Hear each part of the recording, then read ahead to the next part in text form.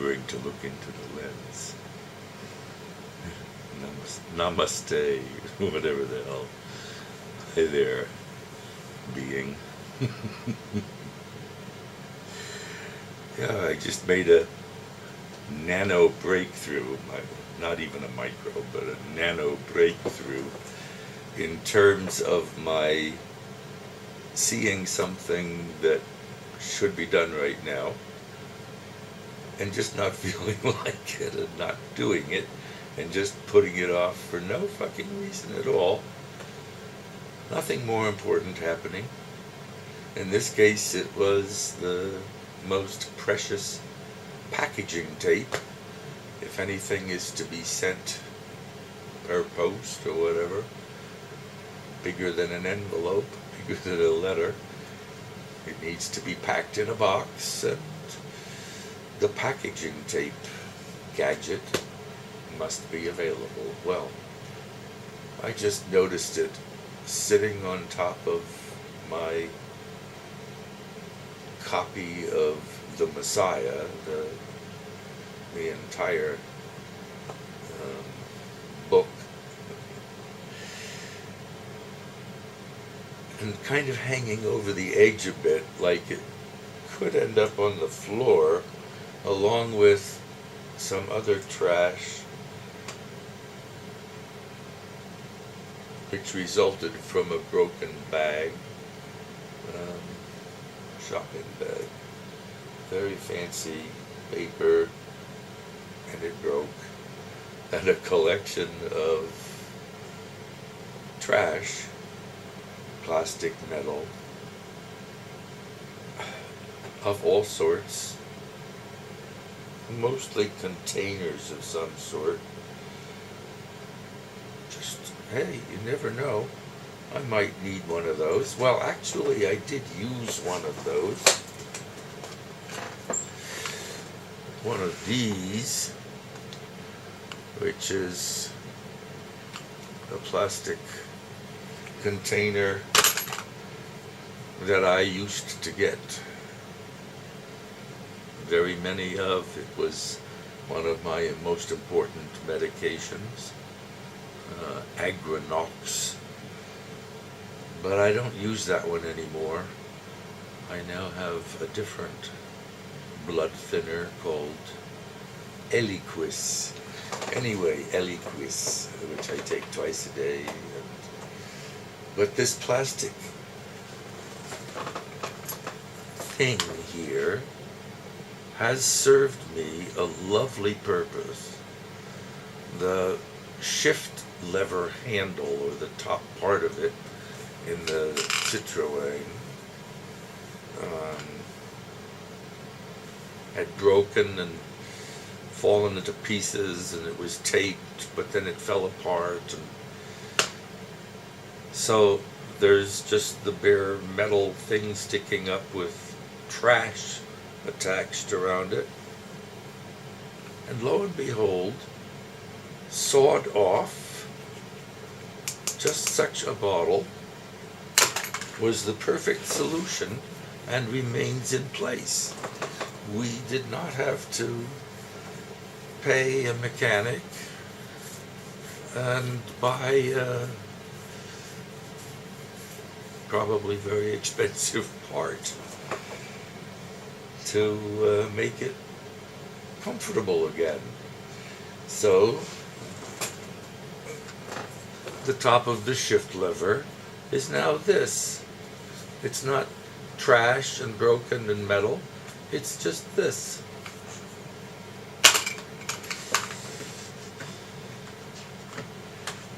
Excuses of a messy.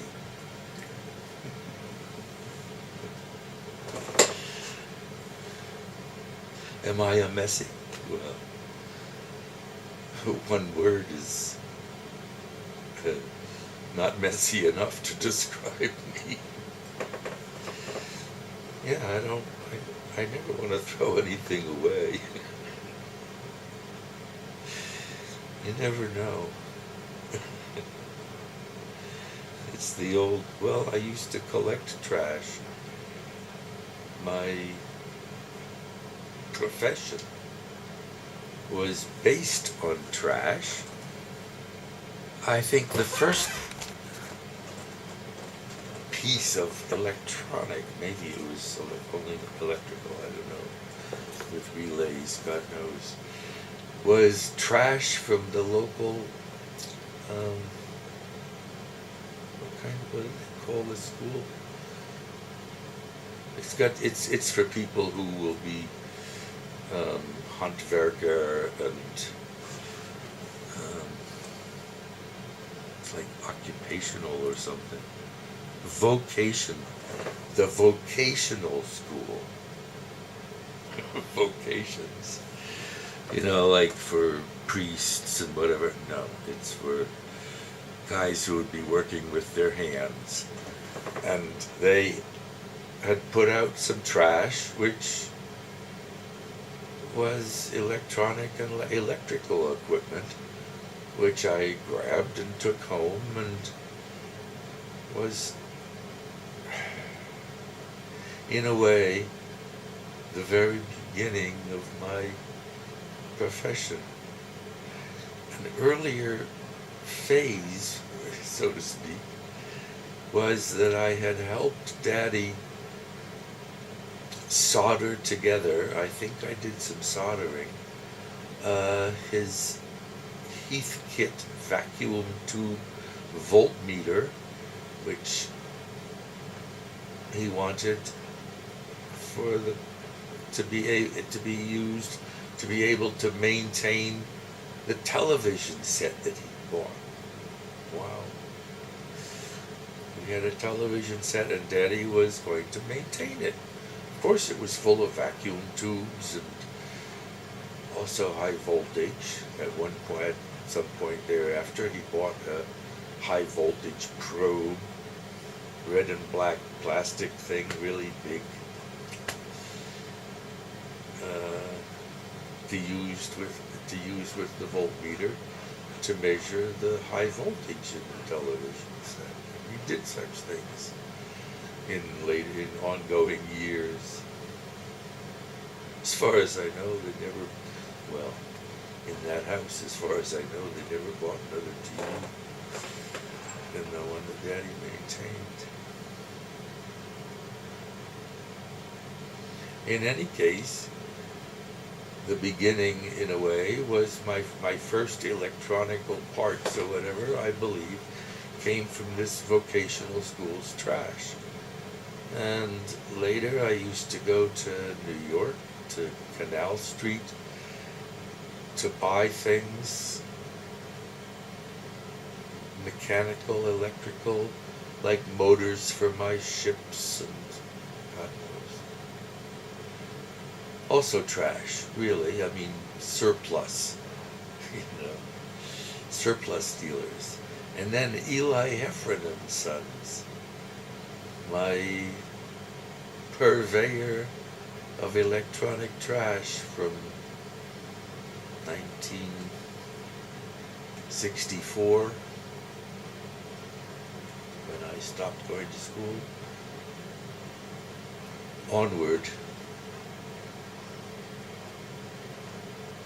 probably through the 60s, until the end of Paul and Sherry anyway. I would visit Eli's and buy things or trade for things, and even built them a really cool diode and rectifier tester. It would put 10 amps or something up to or 20 in the forward direction and up to 2,000 or so volts in the reverse direction, and measure the properties and whatever so they could use this. I traded that for a bunch of out-of-spec Sylvania digital integrated circuits in flat packs, little white rectangle with leads, very tiny, difficult to work with, and I ended up making circuit boards for attaching them. But it was all junk until until I started actually being professional, actually building things. The first stuff was junk. The second, that was a light machine for some stupid lawyer. Didn't pay me. I didn't do something right. Whatever.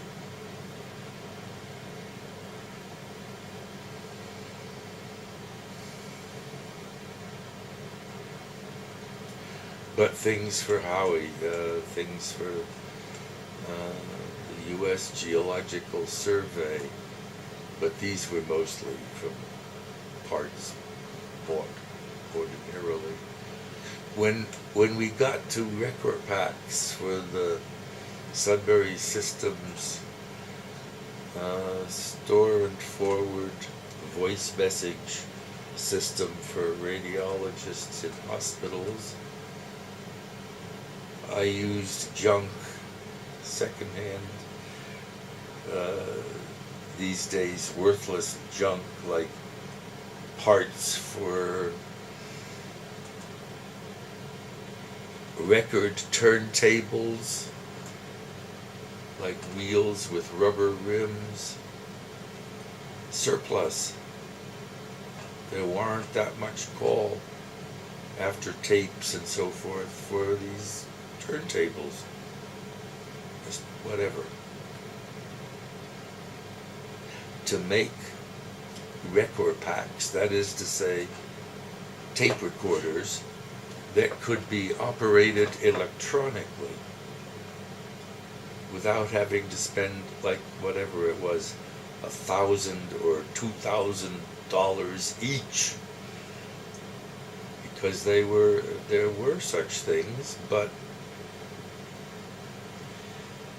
and the prototype had used tape recorders from Japan, whatever brand, and pneumatics to push buttons, literally. And I was tasked with finding tape recorders. No way. Just the $1,000 or whatever, and there had to be 128 of them, I don't know, but yeah, something like that. This was a system for recording. It was one of the, perhaps the first voice store and forward systems, in other words, voicemail, combined with dictation and so forth, systems. My patent, me and Jerry Kolodny, the radiologist, largely behind this effort. In any case, I designed and had built a tape recorder using surplus parts, a motor, a surplus motor, a surplus idler wheels. Really cool.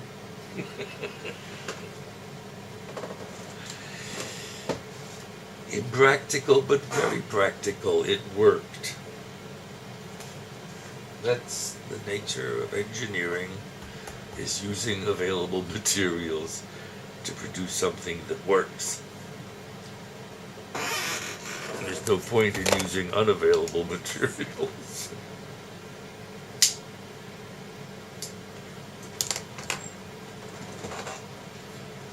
So the Messi comes along and keeps fucking everything. You never know. And I might be able to use this. Eh?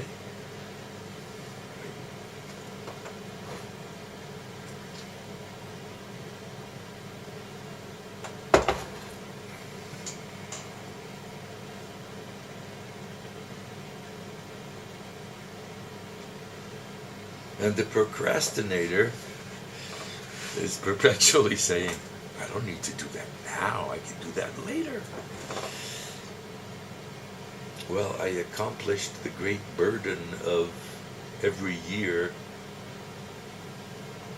by selling on gold money a bit of part of my stash of gold and silver, and instructing my self-directed IRA, controlling company, whatever, to send me a check. I must make a distribution. It's not a withdrawal. It's a distribution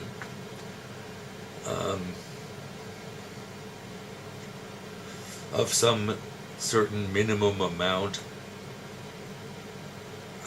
age-related. It's very complicated, but in my case, it's around 20% or something like that.